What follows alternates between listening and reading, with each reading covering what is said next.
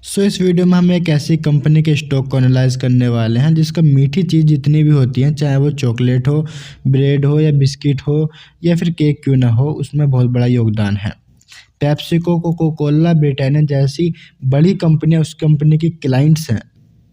ऐसे स्टॉक्स को हम इस वीडियो में एनालाइज करने वाले हैं। इंडिया के साथ साथ दूसरे देश में भी ये कंपनी अपने प्रोडक्ट को एक्सपोर्ट करती है।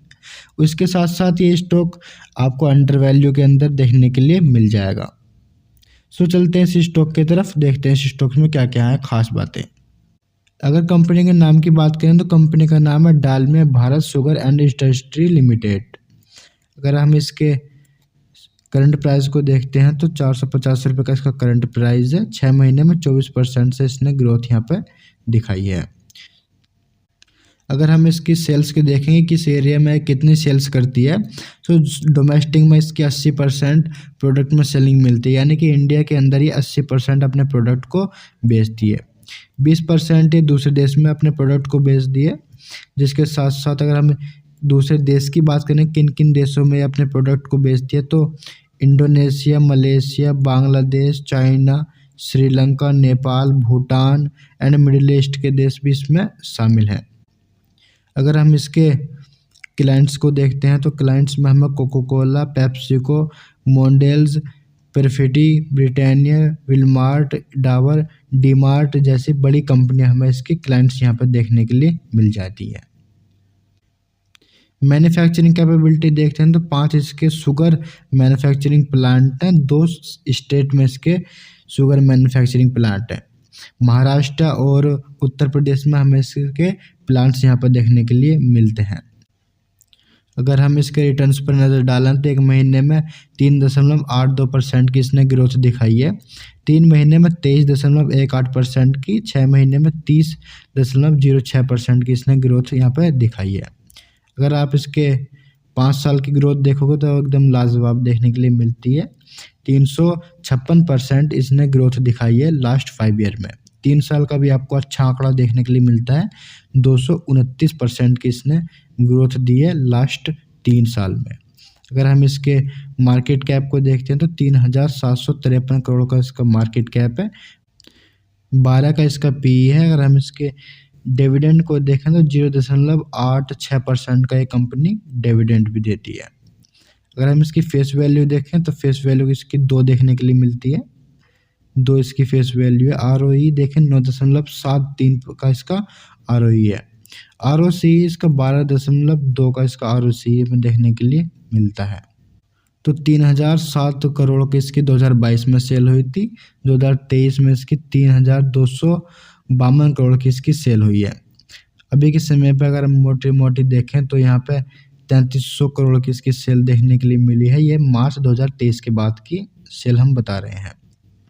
अगर हम इसका नेट प्रॉफिट देखते हैं तो नेट प्रॉफिट जो 270 करोड़ था, फिर 295 हुआ, फिर थोड़ा सा घटा, 250 करोड़ का इसका नेट प्रॉफिट है। और अभी के समय पर देखोगे तो ज़बरदस्त उछाल यहाँ पर दिखा है। 305 करोड़ का इसका ज़बरदस्त उछाल यहाँ पे बनता हुआ नज़र आ रहा है। अगर हम इसका डिविडेंड देखें तो कंपनी ने डिविडेंड पे आउट दिया है 9% 2021 में, 2022 में 11% और 2023 में 13% से इसने डिविडेंड अपने शेयर होल्डर्स को दिया है, जो कि अच्छी बात है। अगर इसका CGR देखते हैं तो सेल्स में देखें 10 साल में 13% से कंपाउंडिंग इसने की है, 5 साल में 8% से, 3 साल में 16% से और अभी के समय में 12% से इसने सेल में कंपाउंडिंग की है। अगर हम इसकी प्रॉफिट ग्रोथ को देखें 10 साल में 29% से इसने ग्रोथ दी है, एकदम लाजवाब देखने के लिए मिलती है। 5 साल में 13% से, 3 साल में 7% से और अभी के समय में 74% से इसने ग्रोथ दी है, जो कि ये बहुत ही अच्छी बात है इस स्टॉक के लिए, इन्वेस्टर्स के लिए। अगर हम स्टॉक प्राइस का CGR देखें तो 10 साल में 40%, 5 साल में 35%, 3 साल में 49%, 1 साल में 26% से इसने ग्रोथ दी है। इक्विटी ऑन रिटर्न्स देखें तो 10 साल में 12%, 5 साल में 12%, 3 साल में 12% और लास्ट ईयर में 10% से इसने ग्रोथ हमें यहाँ पर के दिखाई है।